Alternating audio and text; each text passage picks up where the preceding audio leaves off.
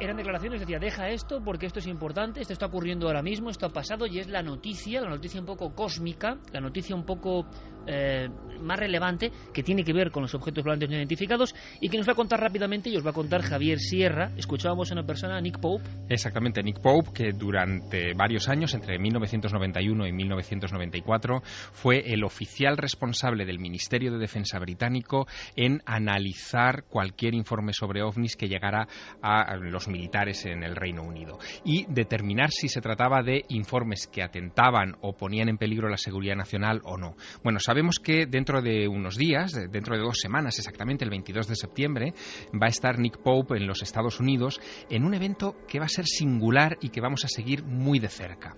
Va a tener lugar en el Museo Atómico Nacional de Las Vegas, en Nevada, que es una institución asociada al Instituto Smithsoniano, por lo tanto, uno de los grandes centros de cultura vinculado con la defensa nuclear, en este caso de los Estados Unidos, y donde se van a dar cita, y esto es bastante impresionante y bastante inesperado, 4 exaltos mandos militares, 4 coroneles que han participado en mayor o menor medida en investigaciones vinculadas al fenómeno OVNI, y este oficial británico para hablar de secretos militares vinculados a esta cuestión. Algunos nombres son muy curiosos. Por ejemplo, va a estar el coronel William Coleman. Coleman fue portavoz del proyecto Libro Azul, el mítico proyecto de investigación de la Fuerza Aérea de los Estados Unidos sobre objetos volantes no identificados, quien acuñó además las siglas UFO, es decir, objeto volante no identificado, y el que asesoró una serie de televisión que los más veteranos oyentes de Milenio 3 seguro que recuerdan. Se emitió en televisión española hace muchos años, estamos hablando del 77-78, y se llamaba Investigación OVNI, Proyecto UFO en su original en inglés. Coleman va a estar allí. Va a estar también Charles Holt, y este sí que es un testimonio importante. Él era el comandante en jefe de la base militar conjunta norteamericana-británica de Bentwaters el 25 de diciembre de 1980. En esa noche de Navidad, un objeto volante no identificado tomó tierra cerca de esa base militar, y un destacamento de soldados a pie, comandados por el comandante Holt, se acercó hasta el lugar del aterrizaje y tuvieron aquel objeto en forma cónica, en forma de cucurucho, digamos, invertido, a muy pocos metros de ellos. Fíjate que Nick Pope, cuando le pregunté sobre el valor de este caso de Bentwaters, ocurrido en la Navidad de 1980, lo valoraba de esta manera.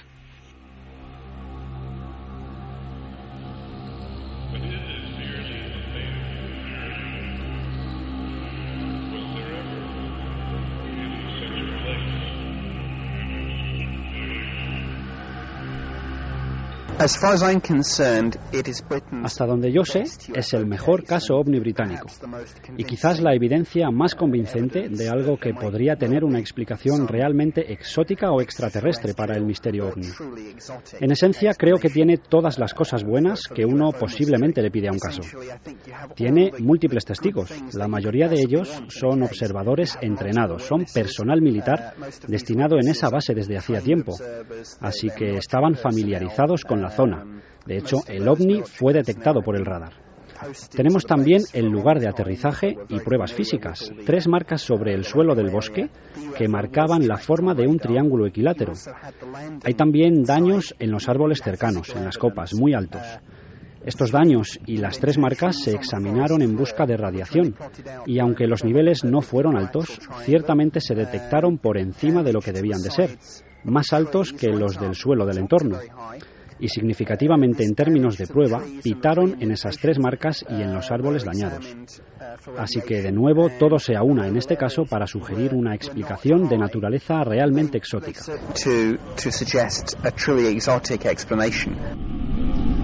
O sea, que creen estas personas que van a hacer este congreso tan importante, al parecer vital o único en la historia de los ovnis, que este caso en concreto podía ser de origen extraterrestre. Y sí, dicen autoridades militares importantes. Exactamente, va a ser una jornada única, la del próximo día 22 de septiembre, es decir, dentro de 2 sábados.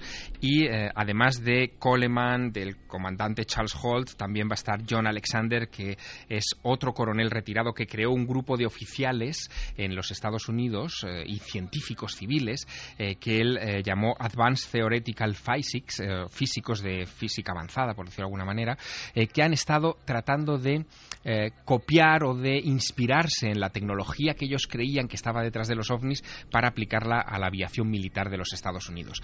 Son declaraciones sorprendentes, sobre todo porque vienen de personal militar acreditado con, en fin, una trayectoria interesante y que van a supuestamente desvelar sus cartas. Algo bastante curioso, que vamos a seguir por si acaso. Vamos a seguir por si acaso. Este congreso importantísimo en un recinto de autoridades máximas del mundo de lo atómico, que esto es algo sorprendente a nivel español, por ejemplo. ¿Creéis, Santiago, Javier, como expertos en este asunto, que realmente se va a desvelar alguna cosa importante, o que al final vamos a seguir con las cosas de siempre, marginando a estas personas que hábilmente o valientemente logran dar el paso para hablar ante grupos reducidos de especialistas? ¿Va a haber alguna exclusiva, algún bombazo? ¿Se supone algo de eso, compañeros? Bueno, la verdad es que por las experiencias previas que tenemos de situaciones parecidas, cuando se han juntado 2, 3 ex militares o oficiales del ejército norteamericano en estado pasivo, es decir, ya en la reserva, generalmente no suelen desvelar grandes cosas. Pero los organizadores de este evento en el Museo Atómico Nacional han hecho declaraciones en estos últimos días diciendo que sí que se va a aportar una información importante, y eso es lo que nos ha hecho ponernos un poco más en guardia. Hay un precedente. En marzo de este año, de 2012, en ese mismo Museo Atómico Nacional se dedicaron varios paneles al Área 51. Y algunos de esos paneles, vinculados por supuesto con el recinto de pruebas militares más secreto de los Estados Unidos, porque eso es real, incluían información sobre ovnis, porque fue precisamente el cotilleo vinculado a la cuestión ovni lo que desveló de alguna manera al público norteamericano medio la existencia de ese recinto secreto. De todas formas, claro, el 2012 va a estar repleto de información, parece que se aceleran algunas cosas. Nosotros luego, lo iréis viendo, vamos a poner en marcha una sección que se llama La Cuenta Atrás, donde vamos a ir informando. De eso sabe mucho nuestro compañero Javier Pérez Campos, que ha hecho un libro sobre el 2012, por ejemplo, de los búnkers. Yo no sé, luego lo veremos si en España está habiendo búnkers o no, de gente que cree que realmente el 2012 va a pasar algo importante. Muchas personas creen que sí, no ya el fin del mundo, evidentemente, pero sí que van a ocurrir cosas. Y hay quien dice, no sé qué opinéis vosotros, amigos oyentes, que todo esto que está ocurriendo es curioso que esté pasando en el 2012, porque de verdad, a nivel social, económico y a todos los niveles, nunca ha habido tanto aceleración. Es la impresión que les da a algunos. Así que estaremos muy atentos, e incluso a nivel de los ovnis, el viejo y clásico misterio, están resquebrajándose cosas. Ahora bien, Santiago, con tu visión conspiranoica, ¿tú crees realmente que estos congresos luego suelen ser un bluff, que luego no hay pruebas evidentes importantes, aunque los testigos sean muy importantes? En cualquier caso, siempre sirven para que se vuelva a hablar y para que salgan las primeras planas, para que salgan los informativos, temas que fuera de los círculos, pues de los que nos interesan estas cosas, de nuestros oyentes, de nosotros, pues la opinión pública general desconoce. Con que se vuelva a hablar, por ejemplo, del caso Redlesham, del que hablaba Nick Pope hace un momento, que para mí yo le tengo especial cariño, y de hecho alguna vez lo he traído a este mismo programa, porque siempre lo he considerado un caso perfecto, caso del que no sabríamos absolutamente nada de no ser por los norteamericanos, porque a pesar de suceder en una base conjunta británico-estadounidense, pues los británicos automáticamente echaron tierra sobre el asunto, y fue a través del Acta de Libertad de Información norteamericana donde se empezaron a conocer los primeros documentos de este caso y grabaciones de audio, porque hay absolutamente... y les hemos puesto en alguna ocasión. Sí, absolutamente toda una panoplia de pruebas de todo tipo. Con ese militar que ahora va a ir al Congreso a hablar. Exactamente, que le hemos oído en este programa dirigiendo una patrulla, esa patrulla que estaba buscando rastros del aparato que sus soldados le habían dicho que estaba escondiéndose en el bosque. Con lo cual, simplemente por el hecho de que estas cosas pues pasen por una vez a las páginas de los medios generalistas, y por lo menos se sepa que personas de irrefutable prestigio y grandes profesionales de un área tan comprometida como es la milicia, pues están dispuestos a dar la cara, están dispuestos a poner su rango y su prestigio en favor de la existencia de ese fenómeno inexplicado, pues me parece positivo. De ahí a grandes revelaciones también estoy con Javier. Soy un poquito escéptico a que se produzcan. Bueno, vamos a hacer una cosa. Quiero que escuchemos un sonido, porque la sensación que tenemos nosotros en Milenio 3 es que detrás de cada noticia a veces hay un lado, vamos a decirlo, oscuro, un lado que no se cuenta y un lado importante. pocas veces nos hemos encontrado con esta imagen clarísima de luces y sombras, como lo ocurrido, esto sí que viene del verano, en agosto en concreto, hay una escena que da la vuelta al mundo, una escena tremenda, una escena brutal, que es un tiroteo. A ver si lo recordamos entre todos. Es un tiroteo que creo que tenemos el documento. Se producía a unos 100 kilómetros de Johannesburgo, en una mina, y había 34 hombres. La escena que muestra la televisión, y yo creo que este, amigos oyentes, es el ejemplo de lo que queremos contar. A veces se muestra un fragmento de la realidad, ¿no? Pero resulta que a los márgenes de ese fragmento o de ese pantallazo de televisión están pasando cosas. Y yo he elegido esto como diapositiva después de esa primera noticia evidente de que parece que se va a levantar un secreto ovni o va a haber pruebas importantes, que hacía tiempo que no pasaba. Yo me he quedado con la sensación de este extraño acontecimiento, criminal desde luego, y extraño, ocurrido en Sudáfrica. Es una mina y al parecer una muchedumbre provista de machetes afilados ataca a la policía, es lo que dice la policía, y la policía responde con gran contundencia. La contundencia se graba y se escucha de esta forma.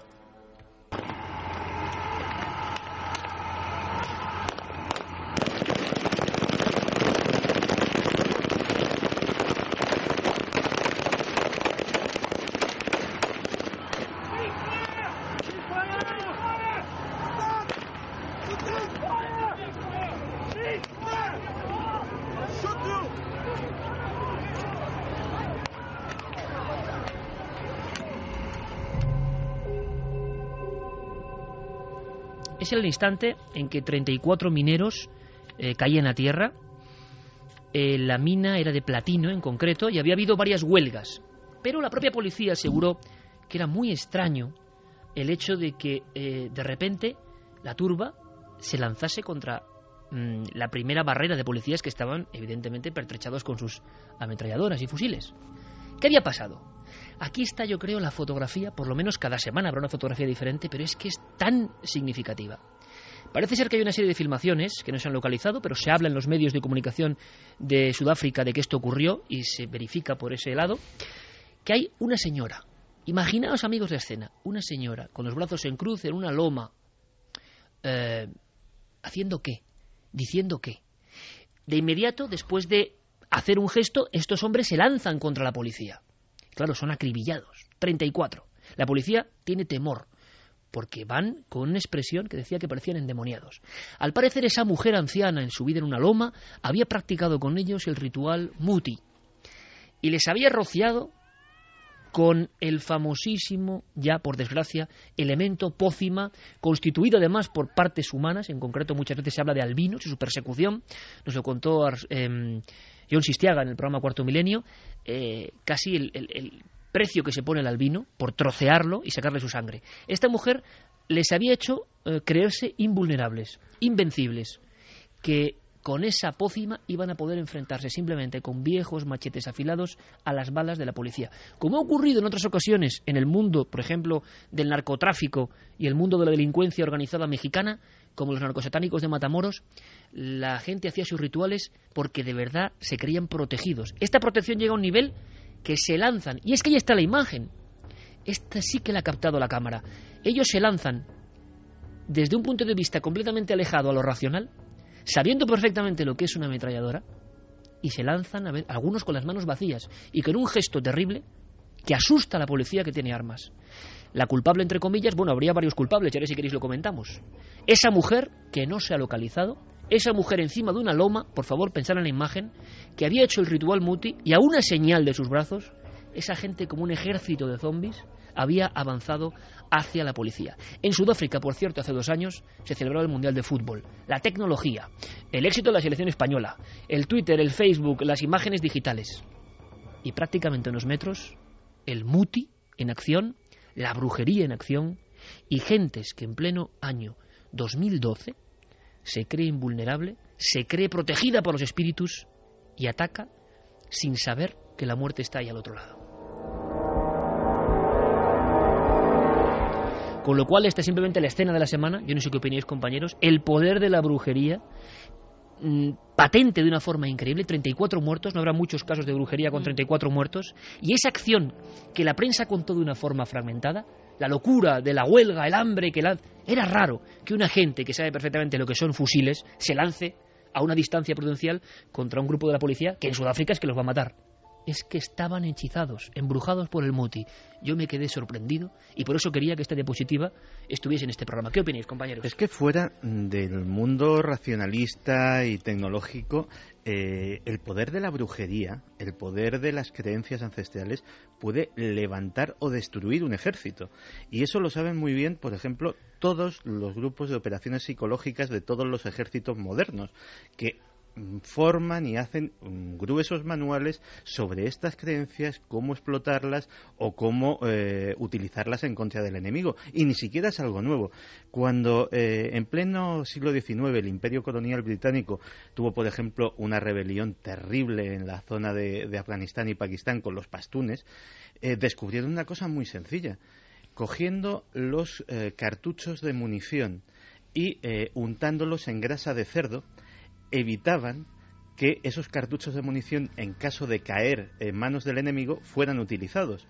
Porque el cerdo es un animal impuro y esos cartuchos había que morderlos antes de introducirlos en fusiles de avancarga. Había que introducirlo por el cañón, morder el cartucho de pólvora, y ellos no podían ni siquiera tocar ese cartucho impregnado de un animal impuro. En la guerra de Vietnam se utilizaba el mito de los vampiros del sudeste asiático que existían allí y que hacía que auténticas columnas del Vietcong se quedasen anuladas en determinadas zonas, Santi, por temor al vampiro. A mí me parece que todo eso que está contando Santiago es una cosa que más o menos conocíamos y que es un nivel. Pero el nivel de que 34 personas se lancen a la muerte segura porque un anciano en una loma les ha dado el Muti, a mí me parece que compone esto un segundo peldaño. Y vamos a hablar además, por desgracia, esta noche del mal. Tiene mucho que ver con la brujería negra, ¿no? La presencia del mal, porque para la policía tenían rostros de endemoniados. Habían logrado atemorizar a quienes tenían las armas. Me parece una escena brutal, ¿no? De un poder tremendo. Sí, pero vete tú a saber lo que habían dicho esa supuesta bruja. Si es que la bruja, hay que tener mucho cuidado porque en África a las brujas también, o las que creen que han provocado pues una muerte o que han provocado una mala cosecha, se las lincha literalmente. Por eso incluso hay campos de brujas. Campos donde, sí, en Ghana, por ejemplo, en un país africano. Campos de brujas. Hay campos de brujas, hay 10 campos de brujas donde esas personas que son tomadas por brujas, que creen que han echado hechizos o que han matado a alguien por un mal de ojo, se refugian allí para que no sean linchadas, para que no las den muerte. Y hay miles de mujeres, sobre todo mujeres mayores, la mayoría de ellas, el 70%. Esta era una mujer mayor. El 70% de ellas son viudas, no tienen ya la protección de sus maridos y lo que hace la aldea es desterrarlas a estos sitios. Pero aún así, cuando llegan a esas aldeas hay una especie de brujo que tiene que hacer un ritual para ver si verdaderamente ellas son hechiceras o no. Ese brujo lo que hace es coger un pollo, como siempre en estos rituales degüellan al pollo, y si cae de una determinada forma se sabe si es bruja o no es bruja. Si es bruja, delante de ella, esa sangre del pollo mezclada con sesos de mono tiene que ser ingerido por esa mujer para que de determinada forma se cure. Y si no es bruja, ante la sociedad africana es como una liberación, porque las que están consideradas como brujas están marcadas de por vida. Por lo tanto, esta mujer es normal que se haya escondido, porque como crean que verdaderamente es una bruja, van a ir a por ella. Y también puede ser que esos aguerridos hombres se lanzaran contra los que tenían armas precisamente porque la bruja les dijera que si no lo hacían iba a perder a su familia o iban a matar a un hijo. Sí, o pero cualquier ¿cómo convence cosa. Una sola persona, no?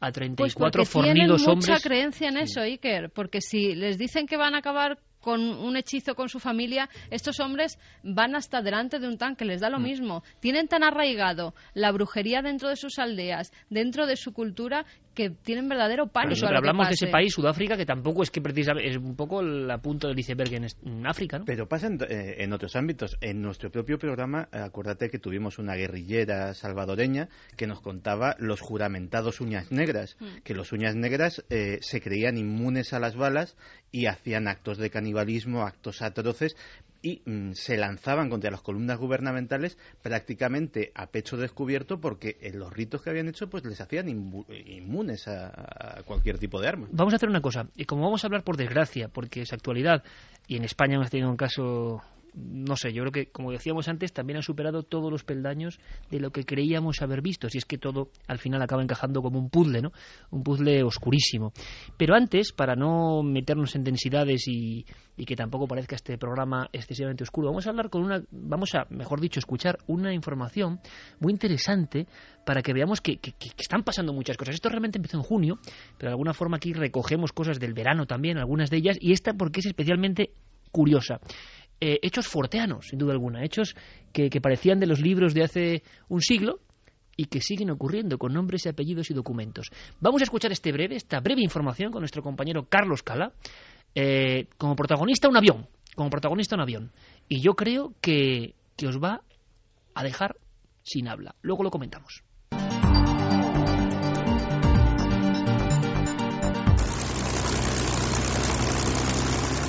Un avión fantasma sobre los cielos de East Kent. El pasado 21 de junio, Jaden y Lorraine Winterson conducían cerca de Ashford, en el Reino Unido, cuando observaron el vuelo de un caza Spitfire de la Segunda Guerra Mundial sobre ellos. Pensaron que debía tratarse de una exhibición aérea hasta que vieron cómo el avión se precipitaba al suelo. De inmediato avisaron a la policía y a los servicios de emergencia que, para su sorpresa, no encontraron ningún resto del accidente en el lugar del impacto. La policía se puso en contacto con aeroclubes, aeródromos y aeropuertos cercanos sin lograr dar con ningún aparato siniestrado. Lo curioso es que días más tarde, buscando en internet, el señor Winterson encontró una vieja noticia de periódico que hablaba de la caída de un Spitfire del Escuadrón 92 de la Royal Air Force, justo en ese mismo lugar. Una noticia, por cierto, fechada en pleno fragor de la Segunda Guerra Mundial, el 12 de octubre de 1940. ¿Qué vieron, pues, los señores Winterson?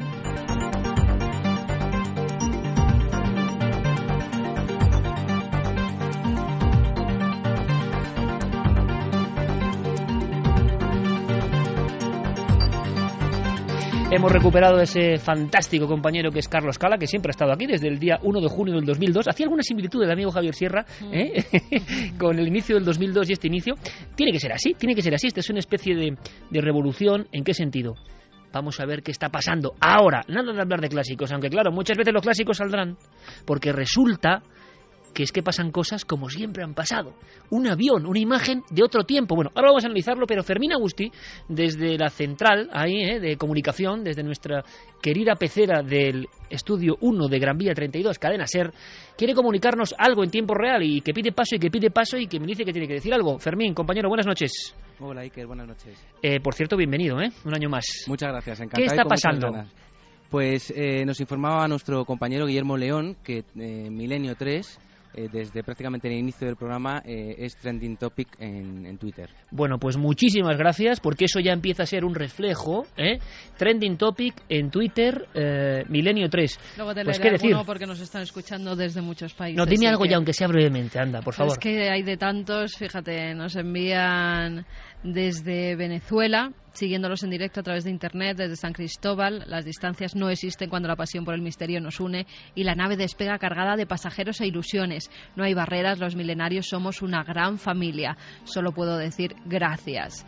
Buenas madrugadas, Milenio 3, felicidades por la nueva temporada. Ya se echaba de menos escucharos en directo. Las reposiciones están bien, pero sin duda esto es mucho mejor. Desde Ibiza, que desde hace mucho él y sus hermanos nos pasamos las madrugadas de los sábados con ustedes. Un saludo y comencemos esta fabulosa y emocionante temporada. Esto será Facebook, ¿no? Porque es muy largo. O sea, en Twitter será mucho más corto, ¿no? Sí, hay de todo. Hay mensajes, yo te leo todas las cosas que vienen. Desde Guatemala, Eliseo Pérez, bienvenidos a nuestra casa. Se les extrañaba, qué gusto es oírles de nuevo. Un abrazo cósmico desde la tierra del 13 Bactum. Pues bueno, exactamente. Iremos luego, sobre todo en la última hora, con vuestras opiniones, cartas al director. Pero qué bonito que diferentes países convirtéis a Milenio 3 en un programa que va más allá de la radio. Trending topic en este momento desde el inicio en nuestro regreso. En fin, que nos emociona. Nos emociona tanto como hablar de cosas que tienen que ver con viejos misterios forteanos. Se habla de esto porque Charles Fort fue que por cierto le van a hacer una película, ¿no, Santi? A Charles Fort. Hay una película biográfica que está ya en proceso de producción y que posiblemente, si llegamos al 2013, pues la podamos ver el año que viene. Y es un poco la biografía, pero en plan aventura, en plan un poco Tadeo Jones, ¿no? Porque yo no sé si es animada, no es animada. No, es una película y es una biografía, parece ser que recogiendo la esencia de un personaje obsesionado como estaba por entender lo que nadie más quería entender, y donde se verán pues las cientos de cajas de zapatos con fichas, donde se verá absolutamente pues toda la parafernalia de un personaje fascinante. Fascinante que tenemos que recuperar. ¿Quién hace de Ford? Pues no lo sé.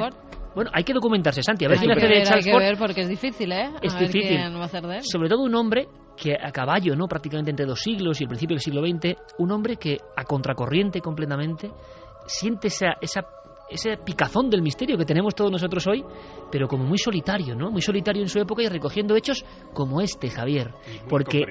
Muy incomprendido. Pero es que lo que han descrito este mismo verano en el Reino Unido es para alucinar. Es uno de esos casos que hacía mucho tiempo que no teníamos, ¿no? La visión de una especie de escena de otro tiempo. Esto es muy Belchite. Efectivamente, lo que ve este matrimonio y dispara todas las alarmas de los servicios de emergencia de East Kent parece sacado de un viejo libro de Charles Fort, ¿no?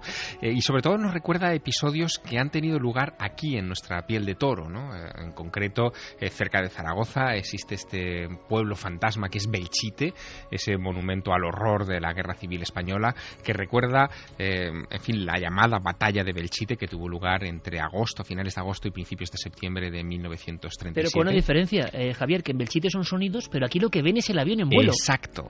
En Belchite lo que apareció es, a partir de 1986, empezaron a grabarse allí psicofonías que eran muy extrañas. No se trata de un ruido fugaz, sino psicofonías que duraban minutos y minutos y minutos, en los que se escuchaban los ruidos de aviones sobrevolando ese lugar, ¿no? Aviones que nadie veía. Nos dieron incluso los modelos cuando emitimos esas grabaciones aquí en Milenio 3. Y aquí ha pasado algo parecido, en este caso en inglés. Incluso qué modelos de avión podían ser.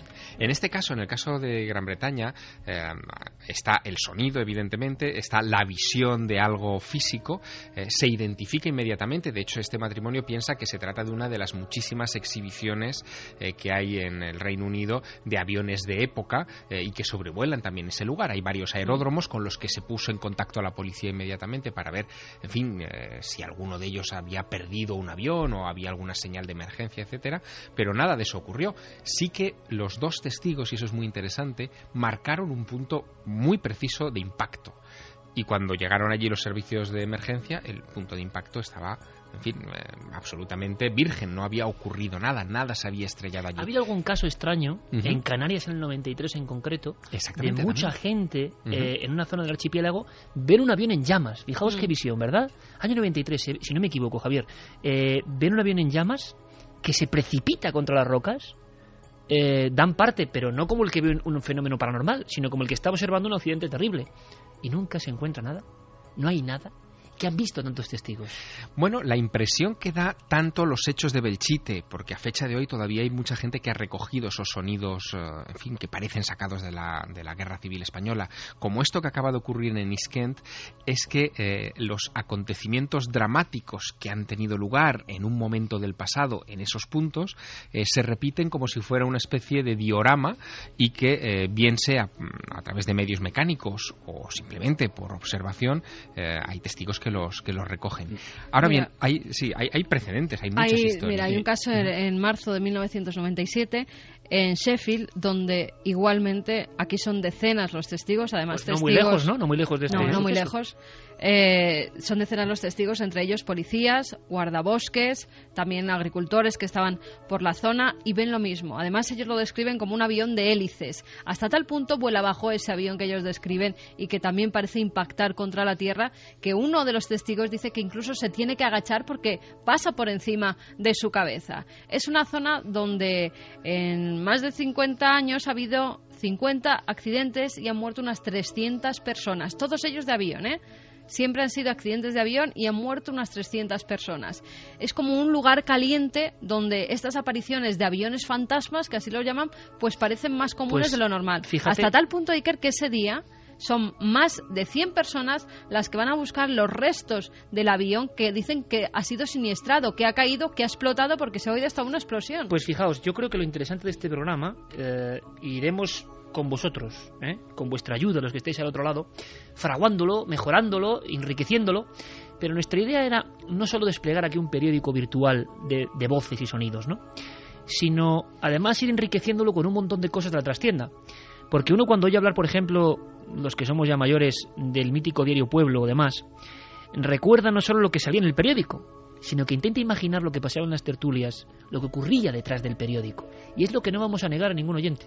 Nosotros vamos a contar las noticias, pero es que encima, como está pasando ahora, vamos a hacer de imperdibles con otras historias que incluso nos han pasado. Y eso va a ser lo bonito. Por ejemplo, yo he apuntado hoy aquí en mi folio, junto al eterno y fiel Flexo, lo de Campos de Brujas de Ghana, como tema que hay que tocar, hay que profundizar, y el tema de aviones fantasma. O sea, estamos hablando de actualidad, pero están surgiendo temas y temas, y se da cuenta uno que el prisma del misterio es inabarcable. Y en una esquina, bastante oscura, ve una cara, y él podría hablarnos de accidentes de aviones, donde, no sé si lo ha contado alguna vez, lo pasó muy mal, en Ibiza en concreto. Estos aviones que luego dejan una marca en el terreno, pero una marca no solo del material, por desgracia, de muerte, sino una marca en el lugar que queda un poco maldito. Y también en Belchite que hablar, porque en Belchite, junto a nosotros, tuvo la experiencia Javier Pérez Campos de pasarlo muy mal. Pero ahora está escribiendo él un poco sus memorias de reportero de Cuarto Milenio. Creo que va a ser de verdad un pelotazo. Yo he estado repasando, gracias a ti, un poco esos capítulos, y hace poco, junto a una lámpara en casa, yo estaba leyendo eso y me emocionaba, porque y creo que estaremos de acuerdo, no pasa nada por decir que uno de repente, por ejemplo, se encuentra con el miedo en plena investigación. Y me gustaría, Javier, aunque no sé si lo querías contar, pero yo creo que es muy interesante con lo que estamos hablando de aviones fantasma. Tú vas a un lugar en Ibiza que bien conocemos y que tiene bastante de tenebroso, a pesar de la belleza de la isla. Hay algo ahí potente. Sí, que Roque Saltes. Porque no se le ocurre a nadie más que alquilar una casa como nosotros este verano, cerca, muy ¿no? cerquita. Sí. Luego pasa lo que pasa, claro. Roque Saltes, sí, hay historias que iremos contando. Sí. Roque Saltes, impresionante, de verdad, es impresionante. Bueno, allí en el 72, si no me equivoco, Javier, se cae un avión. Hay un montón de muertes. Y a partir de ahí la gente asegura que ocurren cosas, voces, alaridos. Pero a mí me gustaría ir un poco más allí y que en este periódico que vamos a extender cada sábado, todos nos animemos. Tú lo pasaste muy mal, y eso no se ha contado, ni siquiera en Cuarto Milenio. Tú lo pasaste muy mal allí, porque parece que eso, en un momento dado, cuando menos te lo esperas, te atrapa y te envuelve, ¿no? Te puedo decir que lo pasé incluso peor que en Belchite, donde parece que nos pegamos un golpetazo con la incertidumbre, ¿no?, que produce el misterio a veces, pero en Roque Saltes fue una experiencia realmente aterradora, de la que tuve que salir casi corriendo del lugar con la cámara en mano. Finalmente no se emitió por cuestiones de tiempo, ¿no?, lógicas en televisión, pero es algo que quedó en la trastienda. ¿Pero por qué? De Cuarto Milenio. Pues esa noche, era el último día que pasábamos en Ibiza investigando este caso de Roque Saltes. Después del accidente hubo una chica que con un grupo de amigos fue allí a pasar una noche, una acampada, y empiezan a sentir a eso de la medianoche, cuando ya llega la 1 de la madrugada, que unas manos empiezan a golpear la tienda y que incluso unas voces que parecen emerger de su alrededor, unos gritos que surgen de lo más hondo del bosque, unos gritos desgarradores. Ellos salen y ven que no hay absolutamente nadie a su alrededor, la soledad es absoluta, como cabe imaginar, y además empiezan a quedarse sin luz en ese momento. El miedo es tal que ellos se encierran en la tienda de campaña y pasan allí toda la noche sin pegar ojo hasta que amanece, y entonces ya se atreven a salir, desmontar todo y marcharse de allí. Esta chica a la que entrevistábamos nos decía que han pasado casi 20 años de todo aquello y no ha vuelto a subir hasta el lugar. Es taxista, alguna vez le han pedido que lleven allí a los clientes y ella se niega en rotundo. Pues bien, esa última noche que habíamos estado escuchando los testimonios, después de cenar, acudimos hasta allí, hasta Rocas Altas. Son varios metros, 300 metros de altura, por un precipicio en coche. Entonces el compañero Marcos Macarro me dejó a las puertas, a la entrada de ese lugar. Él se quedó abajo en la explanada. Y bueno, pues para subir hasta ese memorial, porque hay un memorial en recuerdo al accidente, pues para subir allí hay que andar unos 15-20 minutos entre el espesor, una especie de pasillo natural de maleza y de árboles. Y caminando por allí en completa soledad, oscuridad absoluta, con la linterna y con la cámara Night Shot, para sentir un poco el lugar, ¿no? Pues yo iba recordando pues todas estas historias, lo que nos iban contando investigadores que habían grabado también psicofonías en el lugar. Y cuando ya llegas de pronto a esa explanada, para que te hagas una idea, una explanada llena de pinos, y en el centro ese memorial a las víctimas con un Cristo de 3 metros de altura, un mensaje en la pared que dice la vida no termina, se transforma, y la lista de víctimas, ¿no?, del accidente. Allí estuve completamente solo, me senté en esa pequeña pared de piedra, intentando tranquilizarme un poco, porque lo cierto es que iba bastante pues sugestionado por todas esas historias y al final es lógico, ¿no?, que cuando entras en un bucle de pensar y de recordar y estando en el lugar de los hechos pienses, ¿por qué no me puede pasar a mí hoy, no? Entonces, la verdad que fue una experiencia bastante aterradora. Estuve allí unos 15 minutos grabando unos recursos con la cámara Night Shot y finalmente decidí marcharme de allí. La idea era, desde luego, intentar pasar varias horas, incluso intentar pernoctar en el lugar. ¿Y no pudiste? Fue imposible. Era como un lugar bastante cargado. Aviones fantasma, que era una cosa que yo no había contemplado y que ahora ya con estos casos tan recientes y que comentaba Carmen ya pues significan otro paso en el misterio. Y os voy a lanzar una pregunta, porque esto va a ser siempre como un carrusel de emociones, en el cual nosotros los periodistas vamos a hablar sin tapujos y de vez en cuando podemos soltar historias personales. Claro que sí, ¿por qué no? Esto es un poco a pecho descubierto y sin red. Os voy a hacer una pregunta a Santiago y a Javier y a Carmen. Qué interesante este debate que viene a continuación. Evidentemente en España hemos tenido unas noticias terroríficas. El caso criminal que, en fin, yo creo que supera todo lo concebible. No hace falta ni mencionarlo. Ya sabéis la historia terrorífica de los niños de Córdoba, que tiene a todo un país como pocas veces. Yo creo que desde el tema de Alcácer, pocas veces, ¿no? El tema de Alcácer tan tabú, por cierto. Bueno, Marta del Castillo también ha sido otro. Sí, pero a nivel de horror, yo creo que esto supera. Es igual que lo de Alcácer, prácticamente.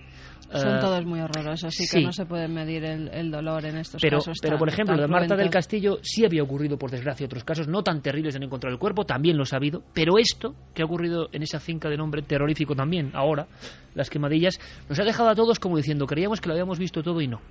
Y yo reflexionaba y pensaba, y luego lo vamos a valorar. Y le hacía una pregunta en relación a Javier Sierra, muy directa, ¿no? Hablábamos sobre el mal. Fijaos, amigos, que podéis opinar y participar a través de Twitter, de Facebook, en la nave del misterio, milenio3@cadenaser.com, porque esto es importante.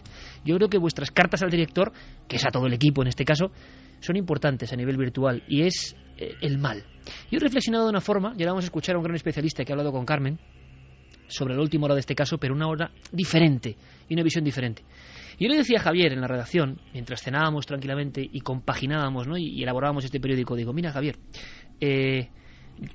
yo he hablado de mi hija, de nuestra hija al principio del programa, como elemento que evidentemente, aparte de ser mi hija, es objeto de observación e investigación, porque es observar la vida, como yo nunca la he visto antes.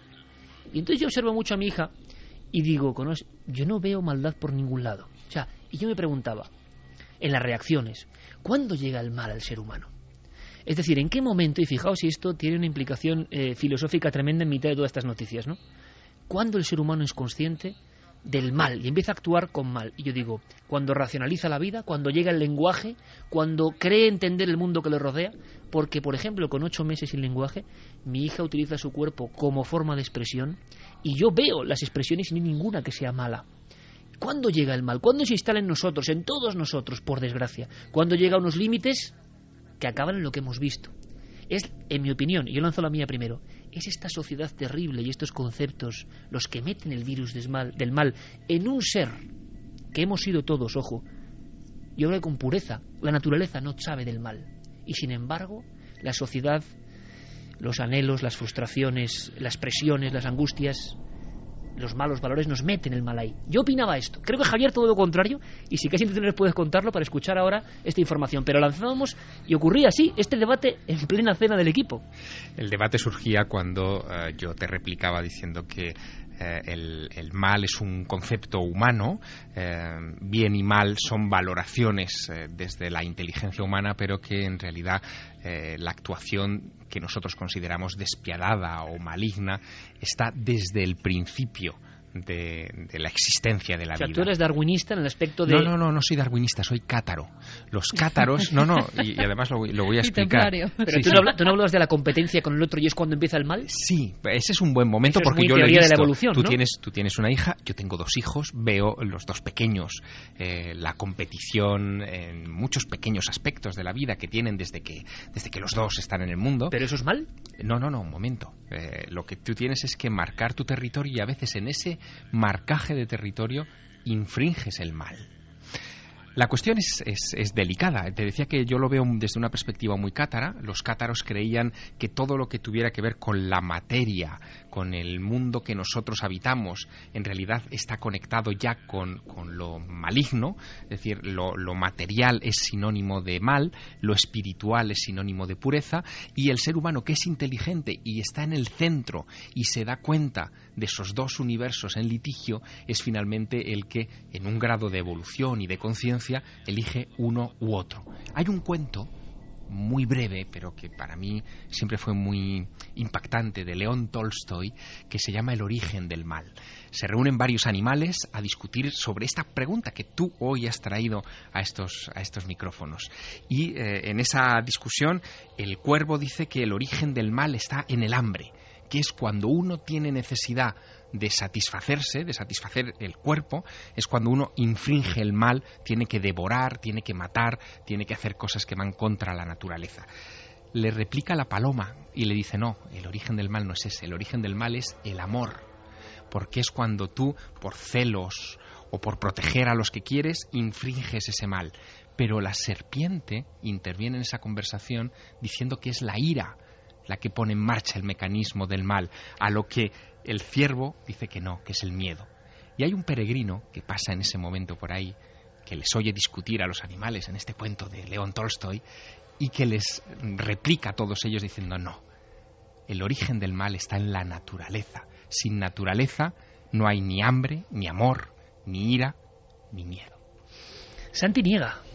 Sí, porque a alguno de Tolstoy y a sus animales se le escapó una cosa que no por terrible es menos cierta, que hay gente que disfruta haciendo el mal.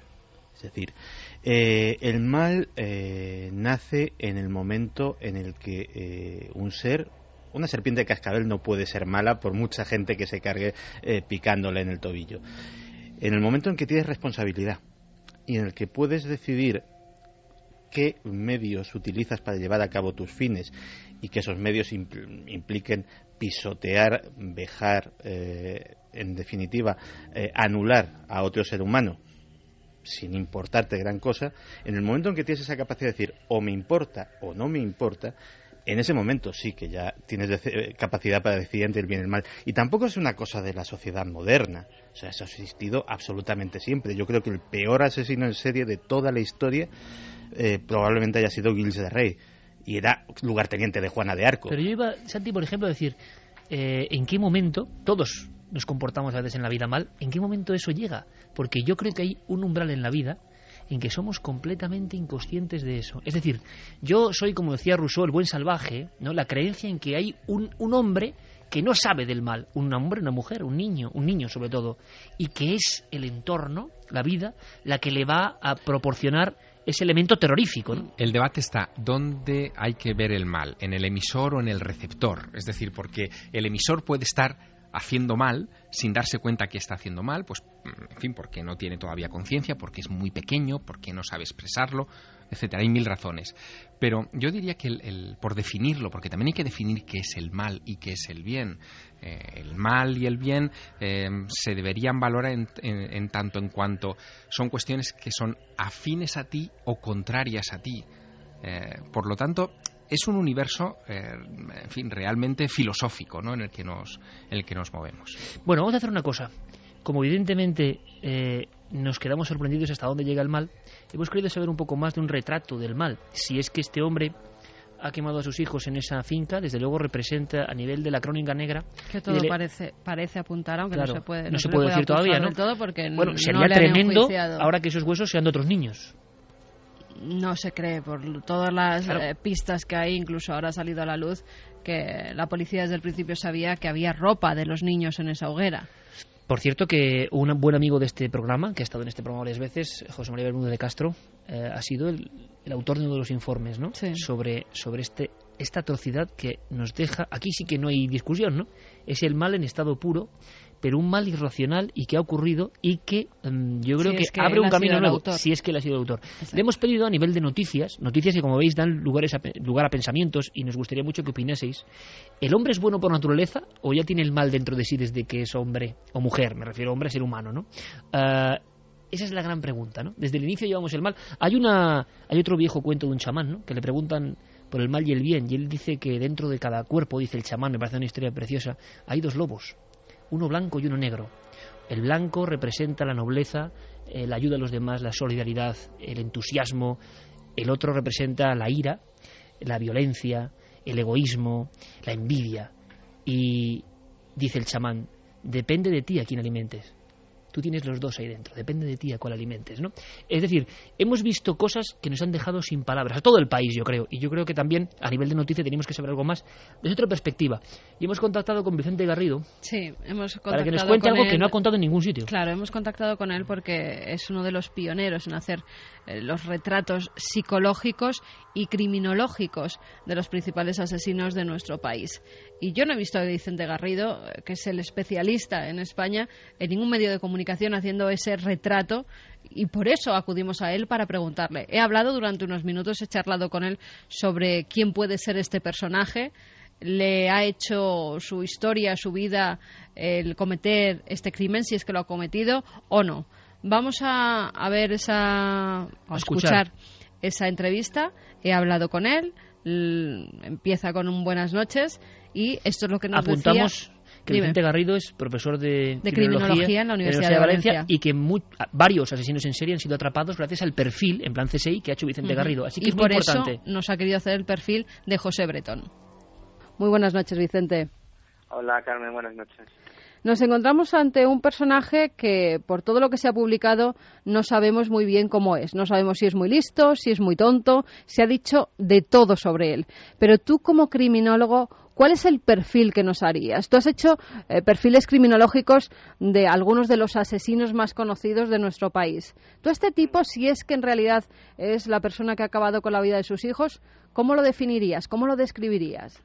Bueno, atendiendo a lo que en principio parece que va a ser una realidad si la investigación concluye con esa línea que ha tomado hasta ahora, pues yo diría que al menos hay 3 cosas sobre las cuales tenemos que poner atención y que parece que son datos objetivos. La primera es que en efecto se ha producido una muerte, y no necesariamente una muerte violenta, de una naturaleza pues difícilmente imaginable, sobre todo por la naturaleza de la persona que los ha cometido, ¿no? Que es el padre de los niños en principio. En segundo lugar, que esto fue precedido de una planificación y de una premeditación que está muy lejos de parecerse a lo que en otros casos conocemos como delitos impulsivos, ataques de locura, actos de furia provocados por consumo, por ejemplo, de estupefacientes, etcétera. Y luego, en tercer lugar, una enorme capacidad para mantener la tranquilidad y el estado de ánimo en frente de una presión tremenda que venía, pues por supuesto, por parte de la policía, del tribunal, pero también de los medios, de la propia familia, etcétera. Claro, concluir de esto que se trata de una persona que tiene una gran inteligencia no es una conclusión lógica, porque la inteligencia tiene poco que ver con esto. En primer lugar, tendríamos que pensar que esto podría haber sido un crimen perfecto, pero realmente, por lo que parece, esta continuación en el tiempo de la angustia ha sido debido a un error muy grave. Es decir, que si realmente el informe antropológico forense hubiera estado acertado, en realidad el doble crimen hubiera sido resuelto de una manera relativamente rápida. Ha habido tanta angustia porque se ha producido una situación realmente difícil de entender, puesto que la Policía Científica Española tiene una altura como cualquiera de las del mundo. Si no podemos concluir que se trata de una persona particularmente inteligente, a pesar de lo que yo he podido escuchar, porque nada de lo que él desarrolló revelaba inteligencia, sino simplemente una gran determinación, ¿qué podemos concluir? De todo lo dicho hasta ahora, hay 2 cosas fundamentales. Una, que este hombre le abandonaron los mínimos instintos morales, de sentimiento de amor, de cuidado, una mínima, ¿verdad?, empatía o capacidad de apenarse por los seres humanos.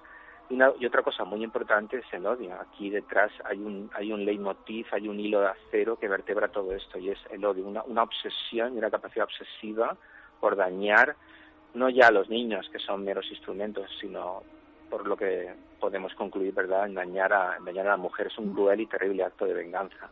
Si esta persona lo llevaba planeado tanto tiempo, si él sabía lo que tenía que hacer, ¿cómo al final comete tal error de dejar los huesos, que es lo primero que se identifica cuando hay una hoguera? Ya dejamos de lado el error que han tenido en los análisis, pero sabía que esos restos se iban a analizar. ¿Cómo deja esos restos ahí? Si es una persona que lo ha planificado tanto y parecía que lo tenía tan claro, incluso haciendo esa especie de horno crematorio en su propia casa, en Las Quemadillas. Hay dos posibilidades. Y la primera es que realmente no fuera un hombre tan inteligente y ni siquiera, digamos, espectador atento de la serie de televisión, puesto que sabemos que efectivamente, ¿no?, los huesos y en particular pues la dentadura es muy difícil de quemar, muy difícil de eliminar por completo, y él lo que hizo allí fue una especie de horno improvisado. Y yo creo que este crimen es de una crueldad extrema, pero no revela inteligencia, y la planificación que llevó a cabo estuvo seguramente muy orientada por el deseo de castigar a su mujer, y castigó a su mujer matando a sus hijos, que es probablemente una de las vías primerísimas que la investigación policial inicia en un caso así. Luego realmente se exponía a un riesgo muy extraordinario, puesto que todo el foco de la atención, sobre todo en un caso de separación, iba a ponerse en él. Muchos medios de comunicación estaban hablando ya de psicópata. ¿Lo podemos meter dentro de los psicópatas a este personaje o tú crees que no? La psicopatía es una manera que se caracteriza por tratar a las personas como medios para sus fines sin sentir ningún tipo de remordimiento. Entonces esa información no la tenemos. Ahora bien, yo creo que hay tres cosas que apuntan en ese sentido. La primera es, evidentemente, esa capacidad para matar a sus hijos y no desmoronarse en el tiempo. Porque en este sentido este es un caso muy extraordinario. Normalmente estos actos, ¿verdad?, de asesinar a los hijos se producen en el contexto de un suicidio. Al mismo tiempo que se planifica la muerte de sus hijos, se planifica la muerte del sujeto, o en un ataque de cólera o de ira brutal. Y nada de esto se da. Y justamente cuando se produce esta planificación y esta incapacidad para reconocer los hechos, ahí tenemos claramente un elemento de psicopatía, que es esa violencia instrumental premeditada. Otra cosa muy importante es la motivación. La motivación es básicamente, como antes he comentado, la venganza. La venganza, el deseo de destruir, está muy asociado con la psicopatía. Y luego, en tercer lugar, el hecho de que parece, por lo que sabemos ahora, que goza de la atención. Es decir, que se ha hecho, a base de este acto tan tremendo, se ha hecho como una especie de notoriedad. Y esto sabemos que también hay que ir por los psicópatas. Luego, yo diría que en principio hay razones poderosas para apuntar ese diagnóstico, aunque, repito, como es lógico, deberíamos poder hacer una examen en profundidad de la persona, ¿no?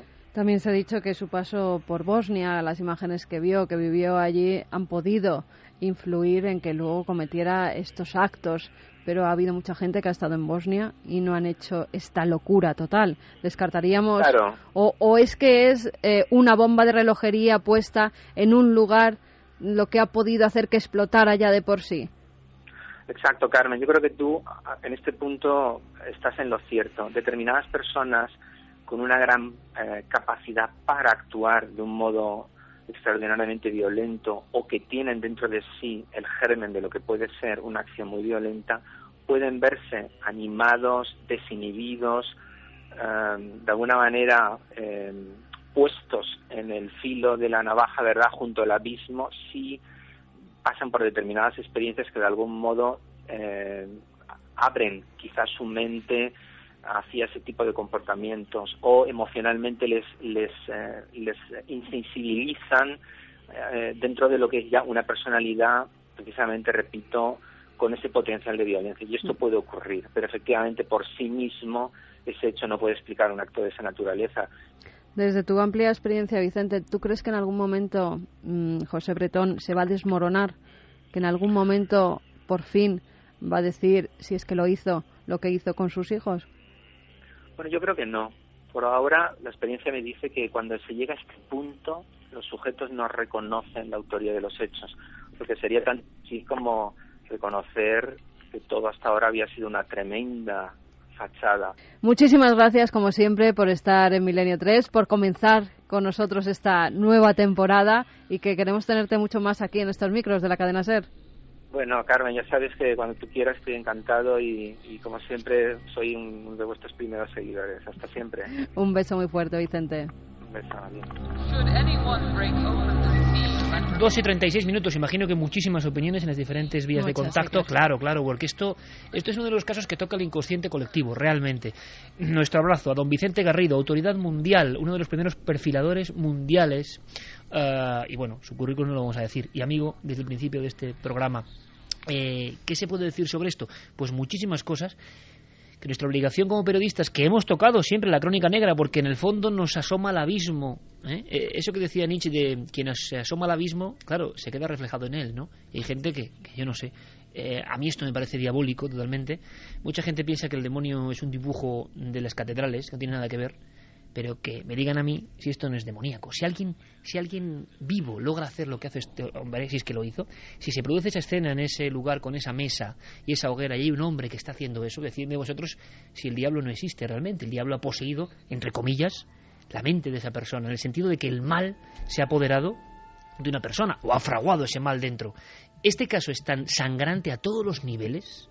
Yo no sé cómo queda también, y tenemos muchísimos amigos, Antonio Cela, Aitor Curiel, tanta gente que los queremos muchísimo y que nos han premiado en ocasiones. Pero yo no sé cómo queda la investigación científica policial con esta cosa tan increíble. Prefiero pensar en un error de una persona, ¿no? Pero ese error, en mi opinión, si hablamos de errores en la historia de España, que hay unos cuantos, que ha habido personas que han sido, ojo, agarrotadas, como el caso de los anarquistas del año 66, que eran inocentes. Pero este error no hay otro. O sea, no hay otro de este nivel. Lo que pone en evidencia este caso, y es una puesta en evidencia dramática, es que la policía científica todavía no tiene los medios y la capacidad, los recursos y el personal y los laboratorios y el respaldo suficientes. Javier, es que sí que los pero debería tiene. tener más, igual, porque es impensable que esto pase. Mira, yo creo que ha pasado algo que todavía en cuanto nadie a tecnología. sabe. Lo que pasa que fijaos si lo que te os digo, hacen hacer un informe, vamos a ver, por lo que he podido hablar con gente que está cercana, ¿cómo decirlo?, que está cercana a esa gente que ha hecho los primeros análisis. Se les dio rápido y corriendo. Todo el mundo, todo el foco estaba en ese momento en los niños de Córdoba. Se los estaba buscando a nivel mundial ya, por todas partes. Y había que dar algo rápido. Que no me lo creo, eso. Vale, o sea, Iker, eso es lo que se dice. Es imposible porque parece ser, según los especialistas, y conocemos unos cuantos, que sí, que es como muy salta evidente. A primera vista. ¿Sabéis lo que pienso yo? ¿Qué? Es que la propia forense cogió ella los restos, parece ser. Sí, los cogió yo creo, igual que tengo una mente muy a los Santiago Camacho ya, claro, 12 años con él aquí, poco menos, o 10 años, yo pienso, y alguien lo ha dicho, que hay algo que no sabemos en todo este proceso, que es imposible. Que hay una pieza que falta. Hay una pieza que falta en el sentido de que alguien quitó algunas piezas, alguien quiso vengarse de alguien en ese informe. A mí lo que me resulta, en fin, sangrante, muy preocupante en este asunto, es que si la policía científica ha fallado en este asunto, ¿en cuántos otros no ha fallado? ¿Cuántos casos hay? Por ejemplo, el caso Madeleine, en los que seguimos sin tener respuestas. ¿Y en España? Es que sí, pero Portugal también teóricamente tiene. Y os lo decía a micrófono cerrado, o sea, pone los pelos de punta pensar efectivamente cuántos culpables están vivos y sueltos ahora mismo, pero pone los pelos más de punta pensar por una prueba pericial inadecuada cuántos inocentes pueden estar metidos en la cárcel. A mí me ponen más los pelos de punta lo primero. Yo creo que menos que los que de verdad están sueltos y han cometido un acto. Porque, de todas formas, en ese sentido sí estoy con Iker, o sea, y estos días ha habido opiniones de decenas de expertos sobre el tema. El error es tan de bulto que ni siquiera se puede... es inconcebible. Se puede echar la culpa a los medios materiales. Es que, te dicen, es que por fotografía se ve, o sea, es que no hay ni que tener los restos delante. O sea, tú le pones al experto las fotografías. Dentro de unos cuantos años y se formará una especie de leyenda en torno a esta historia. Aunque se resuelva ahí, se sepa que Bretón sí es. Habrá algo. Es incomprensible. Yo creo que la no, directamente que es una cagada de la policía, pero así de claro. Que es que como salían diciendo, también cometen errores. Pues en este caso ha sido, pero de las burrales. Que ha sido que sí. Que ha sido una... O como se diga, ¿no? Sí, o como se diga. Pero es que lo digo porque es verdad. Porque es que ha sido... No sé.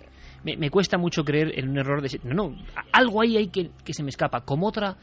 Por desgracia vamos a hacer detectives a otro nivel más lúdico, ¿no? O bueno, en la siguiente hora Diego Marañón trae una nueva sección que yo creo que va a ser maravillosa. Es Créalo o no. Y claro, como ya casi nadie... Pasa como con esto. Casi nadie sabía dónde está la verdad y la mentira. Los umbrales de la verdad y la mentira se han esfumado. Y en la red viven tantas historias que no sabemos si son verdad o mentira. Vamos a hacer con vosotros de detectives. Y podéis votar en ikerjimenez.com cada semana si creéis que es falsa o verdadera la historia que Diego va a traer. Vamos a aprender, porque vamos a analizar hasta el final si una historia es real o no. Detectives de lo insólito, de alguna forma. Pero en este caso, yo no lo sé. Yo creo que hay algo que se nos escapa, ¿eh? Yo creo que unos padres, siempre que les pasa esto, que tienen la muerte, desgracia, de un hijo y siendo un asesinato todavía más, intentan llegar hasta el final. Si no es por esa madre, si no es por Ruth, que decide que hagan un informe externo porque no se cree, y ella es la que mejor conoce a su exmarido, no se cree que él los haya perdido. Ella decía desde el principio que no habían salido de las quemadillas. Si no es por ella, aún estamos sin saber nada. Aquí estamos... Porque ella es la que dice que hagan un informe externo y es entonces cuando se descubre. Ahí vamos. Ahora estamos haciendo un poco columna de opinión. Antes de las siguientes noticias e informaciones. Porque ha sido gran noticia, por desgracia. Increíble. Insuperable en su maldad, ¿no? Bueno, si esta mujer no se sale del sistema, si esta mujer no se sale de lo que decían que tenía que hacer, hay una cuestión terrorífica. Sin saber dónde están los niños. Claro, pero hay una cuestión terrorífica. O sea, a ti el sistema te impone una serie de cosas que están muy bien, pero ante un hecho tan grave, o te sales del sistema haciendo otra cosa que no estaba y que además pilla a pie cambiado a todo el mundo, o no resuelves el tema. Es que además ese paso lo ha dado la madre. Yo creo que el instinto aquí ha actuado muchísimo. El instinto. Hay un poco de misterio también. Ella desde el principio sabía que algo había ocurrido. Exactamente, esto lo vemos en otros casos donde precisamente son las madres las que conectan con los hijos. En un caso distinto, es decir, el del padre con los hijos no se daría tanto, pero en este estaba tan claro en la mente de la madre que ahí habían cosas que no encajaban, que la versión oficial no era la verdad, que es lo que ha llevado a mover Roma con Santiago y a dar este paso, ¿no? Sí, y además de esos mismos restos, porque no es que haya ido otro... De los mismos restos que recoge la policía, es los que les dan a Echeverría, que es el que hace el informe pedido por la madre. Son 200 huesos y son 13 dientes. Que es que había muchos restos como pues para no es saber que hay algo que no sabemos humanos. nadie. Hay algo que no sabemos nadie y pasan estas cosas increíbles. Pues que somos humanos muchas veces, sí. Yo no me puedo creer eso. Y si tienen 100.000 cosas, no lo sé. Bueno, ninguna tan importante como esta, Por evidentemente. supuesto, vamos a hacer una cosa, para la tercera hora, ¿vale? Recogemos informaciones y cartas al director, vuestra opinión directamente. Pues todo el mundo está... Pues, bueno, pero puede haber diferentes matices con este caso. Quiero escucharlas luego en la última hora, porque creo que aquí en Milenio 3 sabemos el ego que tenemos, puede ser muy interesante. Esto ha pasado en nuestro país y por desgracia tendremos que seguir la noticia. Sí, y además están incluso opinando porque se ha publicado todo y se ha publicado incluso la vida de Bretón dentro de la cárcel y los privilegios que tiene este hombre. Si ha sido el asesino, es que no tenía que tener ningún privilegio, ¿no? Desde una televisión, desde el primer día que se ha encarcelado, hasta todo tipo de... Increíble. Unos presos acompañándole para que no acabe con su vida en todo momento, las radios que quiere, la prensa, 2 periódicos al día, que es lo que lee. Pues algo malo estamos haciendo en esta sociedad para dar esta serie de privilegios a presuntos criminales, ¿no? Algo tiene que cambiar. No han cambiado las leyes de muchas cosas, no están cambiando en el dinero, quitando de un lado, sacando de otro, pues que cambien las leyes, que ya hace falta. Bueno, es un lanzamiento de opinión, es columna de opinión. Vamos a ver qué dicen nuestros oyentes, qué ocurre, pero sí que parece que hay cosas que nos sorprenden. Desde luego, las estructuras están hechas no para seres malévolos, ¿no?, sino para personas que saben vivir en la sociedad, y por desgracia hay muchas que no. Seguiremos atentos a cualquier noticia, porque es la noticia del mal, y nos interesa, evidentemente, para compararla con el bien, ¿no?, y para pensar en el bien. Vuestras opiniones después. Ahora vamos con la cuenta atrás. La cuenta atrás, porque estamos en el 2012, porque parecía mentira, ¿verdad?, cuando empezamos este programa, 2012, parecía el futuro absolutamente lejano. Y ya está aquí ese fin del mundo, entre comillas, ese cambio de ciclo para otros. Por cierto, hay una noticia de ultimísima hora, aunque sean titulares, Javier, tú que estás recibiendo noticias de los últimos minutos, y eso me encanta, porque te define, compañero. Última hora, alguien del CSIC ha dicho algo sobre el 2012 y el fin del calendario, ¿no? Sí, ha habido una información de estos últimos días donde se vinculaba por parte de un doctor del Centro Superior de Investigaciones Científicas el actual miedo al 2012 a algo muy curioso. La concepción maya del tiempo era una concepción circular, cíclica, por lo tanto, él supone, este científico del CSIC, que lo que los mayas han predicho para el 2012 en realidad es el eco o el recuerdo de algo que ya ha sucedido en el pasado, probablemente algún tipo de catástrofe climática que les marcó poderosamente y que pensaron que se iba a repetir en otro momento de la rueda eterna del tiempo. O sea, que no tiene que ver con el 21 de diciembre del 2012 sí, tan tiene manido. que ver, pero sería una catástrofe climática que ellos proyectaron hacia el futuro. Bueno, y de aquí al 2012, 21 de diciembre, ¿cuántas teorías más habrá sobre esta historia? Bueno, Muchas. Nosotros como periodistas lo que hemos hecho es, y es una idea de Javier, es estar muy atentos a todo el eco sociológico. Un día opinamos, hacemos con una opinión. Yo no creo que haya ningún fin del mundo, aunque también, vaya si no están pasando cosas en el mundo como ningún otro año. También hay que decir, cuidado con la casualidad. Vamos a ir recogiendo en esta especie de buzón la cuenta atrás, todas las cosas que tienen que ver con este momento que estamos viviendo y que es único en la historia, que no volveremos a vivir, y estaremos muy atentos. Carlos Cala nos lo cuenta. Verdad que hay mucha gente que se está desplazando e instalándose en la zona. Piensa que Bugará es el pueblo que está en las faldas de la montaña y que es también centro de acogida, que tiene un refugio de alta montaña del que se puede salir a hacer senderismo por esa cumbre tan peculiar. Es un pueblo de 198 habitantes que este año, lo que llevamos de 2012, ha recibido ya 20.000 visitantes para escalar la montaña, el doble que en el año 2011 entero, ¿no? Es decir, que sí que están notando mucha actividad, mucho movimiento, y desde luego están seguros de que de aquí hasta la Navidad el asunto se va a complicar. Noticia de última hora también, 143 kilómetros, un experimento de entrelazamiento cuántico. Hemos hablado en alguna ocasión de trasladar, hicimos una visualización muy gráfica, ¿no? En Cuarto Milenio, las propiedades de un átomo, de una molécula, se trasladan de una forma inmediata a otro lugar, a otro punto, y se ha batido el récord y ha sido en nuestro país. 143 kilómetros de entrelazamiento, lo que es lo mismo, teletransportación cuántica. Estamos, parece, casi a un paso de teletransportar materia cada vez más grande. Ya se está haciendo. Los científicos dicen que esto está ocurriendo. Hemos hablado incluso con Juan Ignacio Cirac, nuestro compañero Javier Pérez Campos, Premio Príncipe de Asturias, que nos ha recomendado que hablemos directamente con esta autoridad en la materia, Johannes Kopfler, de Alemania, del proyecto de teletransportación cuántico.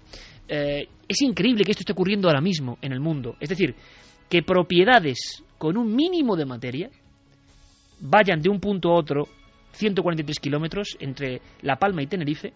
Es alucinante contar esto. En 0 segundos, o sea, no hay viaje. Aparecen y desaparecen, teletransportación como Star Trek prácticamente, ¿no? Las implicaciones son tremendas, porque los ordenadores de próxima generación, los ordenadores del futuro, se van a basar exactamente en este tipo de experimentos. Imaginémoslo por un momento, un ordenador en la Tierra con una información que se comporta de esta manera y que puede comunicarse directamente con un ordenador en Marte de manera simultánea, que puede transmitir la información más allá de la velocidad de la luz, porque existe esa capacidad de, digamos, gemelizar la información. Claro, pero ¿y seres vivos? Bueno, ese es el paso a lo Star Trek, claro, que ningún científico se atreve a decir que es posible. Todo el mundo habla de que esto es hipotético, que es ciencia ficción, etcétera. Pero ¿cuántas? Sí. Sí. Como Frank Tipler, por ejemplo, que ya sabes que es muy... Claro, bueno, hay... Que dicen que sí.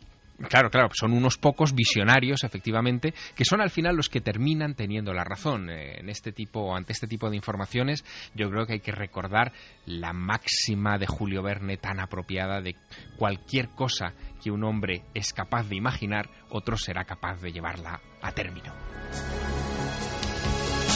Ráfaga rapidísima. Hemos hablado con este gran experto científico alemán, aunque en el Instituto Astrofísico de Canarias, claro, cuando hemos llamado el Milenio 3 estaban encantados, pero bueno, cuando era Milenio 3 les ha dado un poco más de miedo, así que ¿para qué hablar con el Astrofísico de Canarias? Vamos directamente a la autoridad mundial, que es a este doctor alemán, y realmente nos sorprende. ¿Seremos capaces en un futuro de teletransportarnos tal y como imaginamos? Esto nos contaba.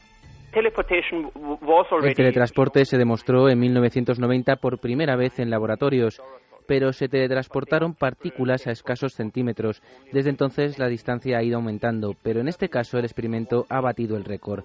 Llegará el día en que sea posible teletransportar elementos más complejos, pero si me preguntas si llegará el día en que podamos teletransportar elementos con vida o elementos microscópicos con vida, creo que es muy complicado de conseguir, muy difícil. Hard and conceptually also very difficult.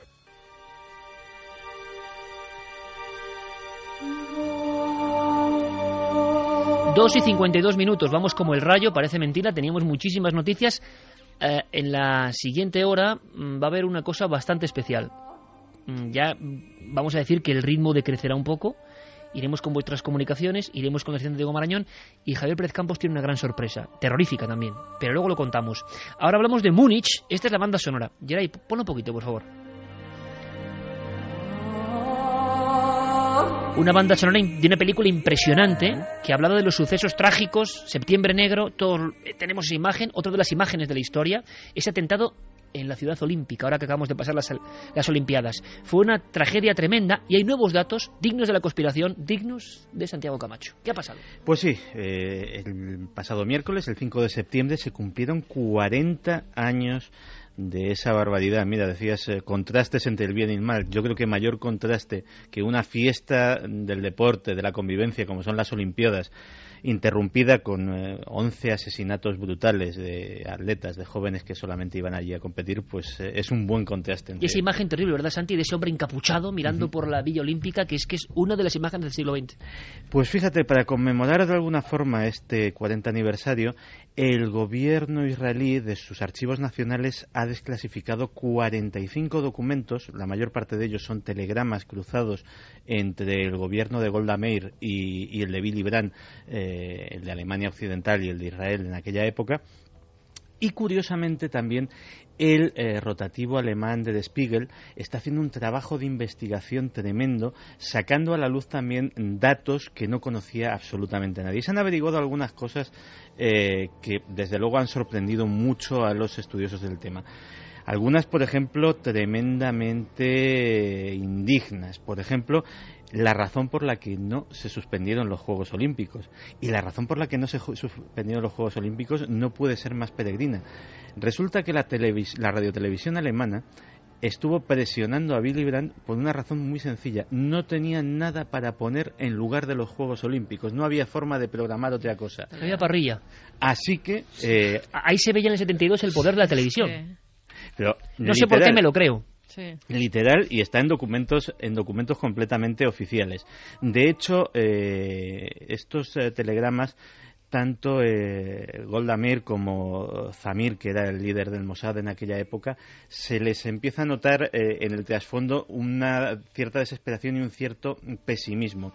De hecho, Zamir señala que es una locura que la operación de rescate la lleven a cabo los alemanes porque no tienen una unidad antiterrorista. Y de hecho aquello salió como salió y murieron prácticamente todos los terroristas y absolutamente todos los rehenes.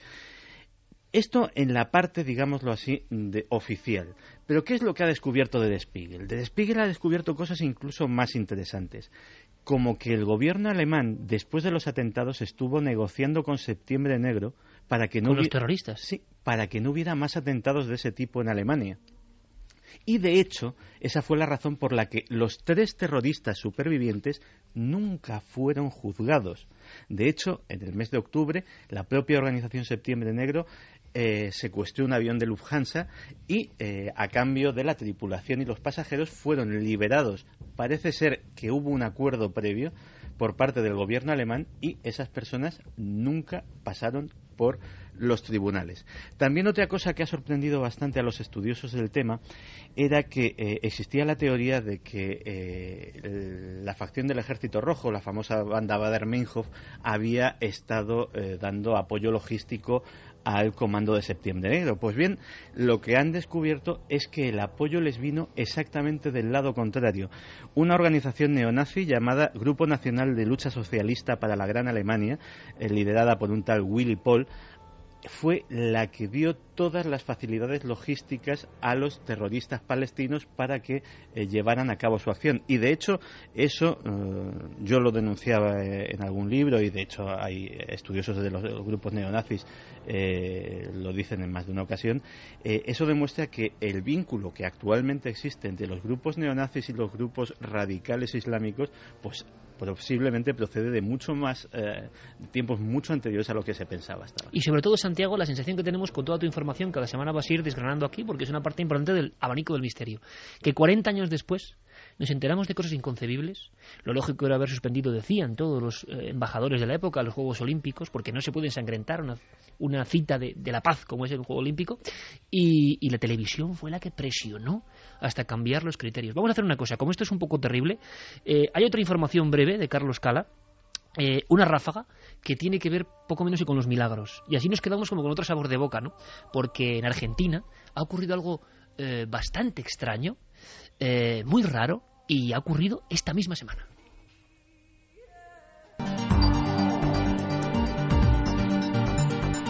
¿De qué tenemos miedo los europeos? Una reciente encuesta realizada a ciudadanos de 16 países de la Unión de entre 18 y 49 años por The National Geographic Channel desvelaba esta semana que nuestro principal temor es al colapso económico, mencionado por un 82% de los encuestados, muy por encima del miedo a una catástrofe natural que preocupa aproximadamente 1 de cada 2 ciudadanos. Por países se da también un dato curioso: los portugueses son los más susceptibles a un colapso natural, el 83%, frente a los franceses, que apenas llegan al 9% de habitantes temerosos del humor de la madre tierra.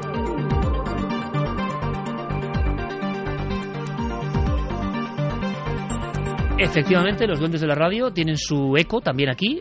Argentina, al parecer unos ladrones entraban en un sitio, escuchaban una voz de apariencia paranormal. En Argentina han pasado muchas cosas y huían despavoridos pensando que de verdad había sido una especie de eco sagrado el que los había echado de allí. Y esto ha sido una noticia que ha dado la vuelta a todo Argentina y están ahí realmente colapsados. Esta información de Carlos Cala era un poco un análisis de a qué tenemos miedo, que nos parece, bueno, que está muy en consonancia con lo que está pasando ahora mismo, ¿no? Miedo no al misterio, miedo no a los fenómenos extraños, miedo a lo que está pasando económicamente, que será motivo seguro de conspiración y comentario por parte de Santiago Camacho. Santi y Javier, que es un placer y que mañana nos ven en la televisión, que volvemos. Volvemos, ya era hora. Ya era hora, ¿eh? Aquí Santi, estamos. Bueno, que ha sido un placer. Que la semana que viene mucha más información, más noticias, más cuestiones, y como siempre es un honor hacer este programa con vosotros. Un fuerte abrazo, compañeros. Comienza la aventura, gracias. Ahora todas las noticias con nuestros compañeros de los servicios informativos, como siempre, y después, a partir de las 3, un montón de información. Un miembro de la Guardia Civil que le ha pasado algo, que ha ocurrido algo